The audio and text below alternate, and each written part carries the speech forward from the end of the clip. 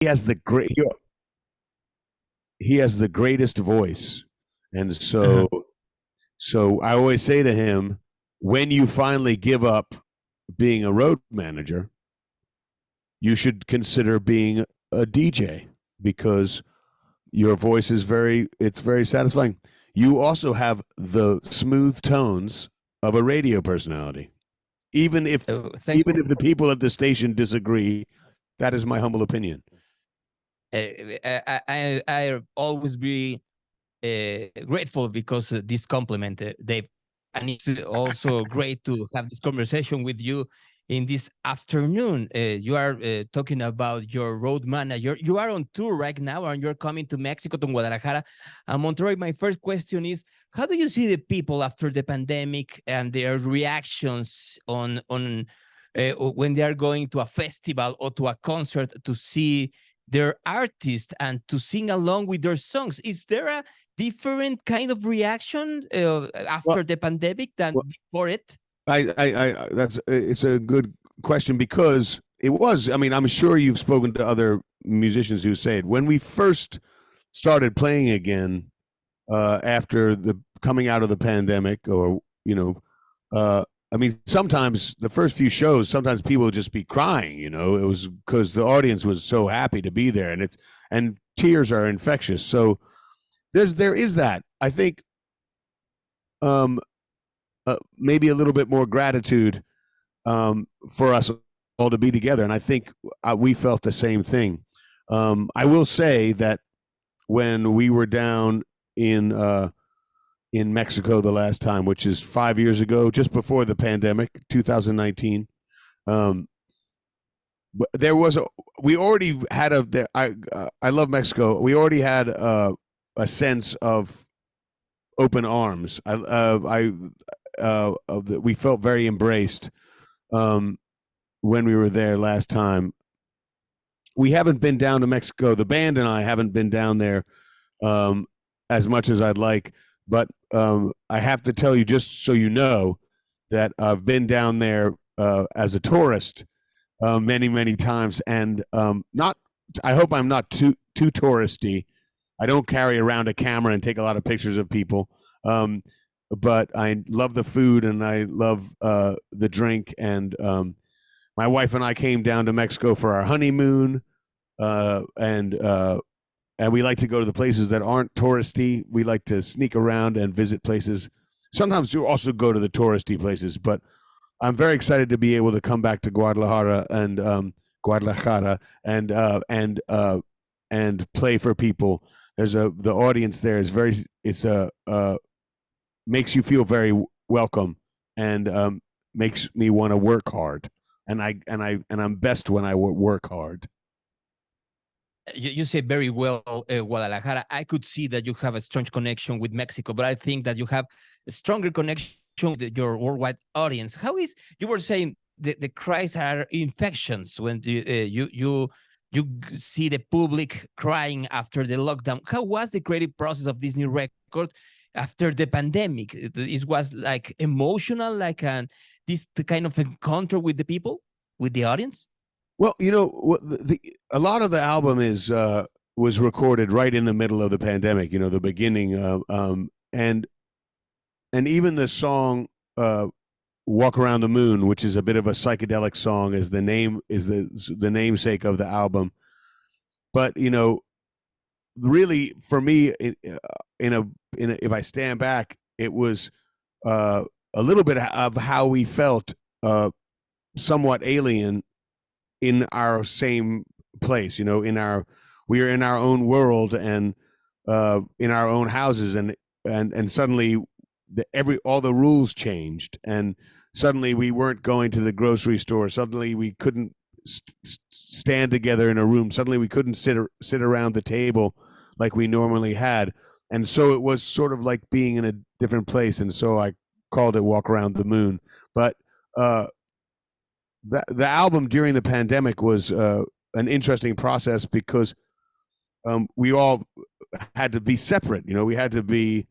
I did Carter. I recorded something, and then Carter would come and play the drums, and then he would leave, and then the guitars, and then they would leave, and then the horns, and then they would leave, and then the keyboards, and then like this, and that's everything happened. Like then the drums again, and then so it was weeks and days and weeks and months doing everything separately. But I think we managed because we were all thinking together. We were thinking together. I think we managed to make a record make a recording that sounds as if we were all together, and it was a fun process. I hope that we can bring that same energy next time, because it was great fun and it was very thorough. It's emotional to have something at the end of it that I think is beautiful. I don't, I never know, but I think it's beautiful. What a lovely cat. Yeah, I know it. It is the really owner of the radio station. So if you see him going all around the computer, it's because he's controlling the transmission. But listening to you about the fun process of making this record, it was fun, or it was like some kind of anxiety to not being with this kind of reaction of jam around with your other band members to do new music. It was, I think going into it, knowing that we couldn't do it the way we were accustomed to doing it, it just made it a different challenge, So when I think of one song in particular, there's one song that I recorded the guitar and the vocal live, and I only played it one time. I wrote it and I played it one time, but there was a good energy in this performance. And then Carter came in, and then he played with it, but the timing is a little bit off because I've only played it one time and I didn't record it with a click. I didn't have a metronome. It was very relaxed. And so he had to really concentrate in a different way to figure out where I was. But then his performance, because he did it such a great job, his drumming performance was so good that it inspired the next person. And so everybody sort of had to think a little more, in some ways, think a little more about what they were doing. And quite often when we're recording all together, you come back in and you play your part. So it's separate anyway. But this was unique in the sense that we were sort of learning things. This is what you're going to play on, and it's there. This is what you're playing on. It's not like, let's play it 10 times together. This is it. And so it made for a good focus. I think some of the songs, like that, the one I spoke of, which is called All You Wanted Was Tomorrow, it sounds, to me, it sounds like a live performance. And a lot of the records sounds like a live performance, but a little bit better. But I would imagine that when you are telling me that it's like a live performance, is because this kind of feeling that maybe it's the last time that we can jam together or make a song together is always existing in this kind of production, with the pandemic and the lockdown and all the stress around the world going around in a creative process. Yeah, I will say that there was a great comfort in being able to work.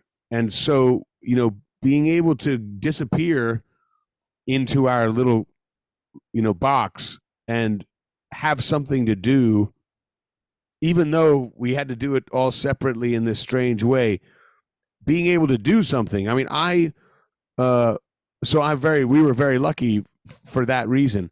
When I think of how many friends of mine were stuck in their apartments, and whether it was New York or Chicago or Barcelona or Johannesburg or wherever they were, that to me, it seems like it must have been incredibly hard. And I know it was for so many billions of people. What was so lucky for us is, we were out in the country, and we had to sort of defy the odds of trying to figure out ways to get people, from one place to another, and all the testing that everyone had to do. And when Stefan was coming from the other side of the country, we had to figure out, how do we get in there? Who gets tested? How do we, every day when we got to the studio is getting tested. And um, so it did take a lot more effort, um, for us to figure out how to do it. And we could have said, let's wait until it's over, but it really was an opportunity for us to find each other and find a purpose. And so I think we're very lucky for that. Uh, uh, there were things about the pandemic. It was hard for my children not being able to be in school and not being able to see their friends. It was, that sort of stuff was really tough, and I've witnessed it, but I'm really grateful that we managed to sneak around. We had a couple of scares. There were a couple of times where COVID came in, and I live out in the country in Virginia, and so when my daughters, who are in university, when they got COVID, and there was COVID in their dorms, they had a whole crew of friends that all got into a car because they all had COVID, and they were supposed to go and be locked in hotels, all separately in separate hotels, but whatever. And instead they all jumped into a van and they drove out to our house in the country, and they all had COVID together in the country, and away from me. They were over there. I stayed in the cottage, away from them, but we were very lucky for a lot of it, and I'm grateful. Even when it got lonely, I'm grateful I had time with my kids. I'm sorry they had more of a struggle than me. I'm listening to you, and I'm thinking about your large and fructiferous career, and I'm thinking that all these kind of inputs would always are for better in art, like fear and stress and so love, or being with so much love is always a kind of inspiration. And as an artist, you sublime them to make new art. I do feel as though uh, fear and fear of death and fear of love and or love itself. There's so many. If I can keep my heart open, then I can keep trying to be creative, and I can't do what I already did, so I have to try for something new, and I hope that I find it. That's all. I've been so lucky, but I'm always reminded. But if I have to keep my heart open and still search, because and so that I can try and be creative. I don't know. I'm always afraid, but I keep trying anyway. Well, you tell you are lucky. No, you work so hard. I know your career, and you are working like a demon, always making new music, and always thinking about the audience. In this time, is it easy to be so hardworking and seeing that the success is changing because all the internet and the streaming platforms and all the stuff in the music business? Well, things change, and when people talk about the LP, the vinyl, or the CD. I grew up on vinyl. I love vinyl. I still have lots of vinyl, and but that was only, when you really think about it, vinyl was not around for very long, and before that it was only the radio, and before that it was people playing, on the piano, and or playing on the guitar or the orchestra, and singing in a bar. And so everything changes. And technology's, it's flying forward, and what we can do now, we can ask a machine to make music for us, or we can make music with a machine. But then again, a violin is a machine, and a piano is a machine, and and so I think that I can't predict the future. So who knows? Maybe AI, maybe the singularity will devour all of us. But as far as creativity is concerned, I think a good thing about people, about human beings, is that we try to make beautiful things, and we try to make love in the world. If we are hateful and destructive, I think it's because something has happened to us to break us. But our natural state is to take care of each other and to make things. And that's how we are, is to create things. And sometimes we create the wheel, and sometimes we create a song.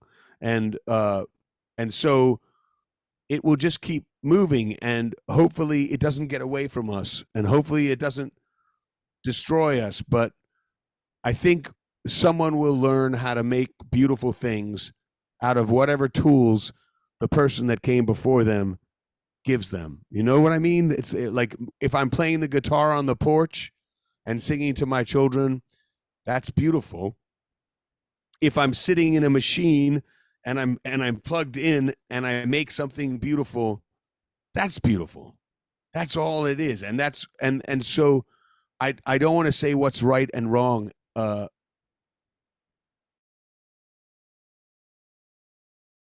go mainstream, you hear people saying this is not music. Of course it's music. It's just a new way, or it's now rising above the quiet. It's a new way to make music. It's a new type of music. There's strange music all over the place. And once you learn to understand it, then you say, oh, I like this music. Because there's really only two kinds of music. There's good music, and then there's the rest. And I can hope that I make good music. That's, I hope. You make good music, and you know that, Dave. My time is running out, but I have two last questions. The first one is, you are surrounded by music in that studio. In the back of you is like an audio shape. What is that? In in the other way, that's the guitars. In the other side, no, in the other side. Other side. You are like in the mirror. Oh, over here. Yeah. You have like an audio something around you, and I think it's like a song, something like that, in white. Oh, right here. No. In the back, in the wall, you have like an audio shape. Yeah, that's right. That's an audio shape. That's an artist that made that for me, and I think it's Crash. I love it so much. Let me make sure what it is.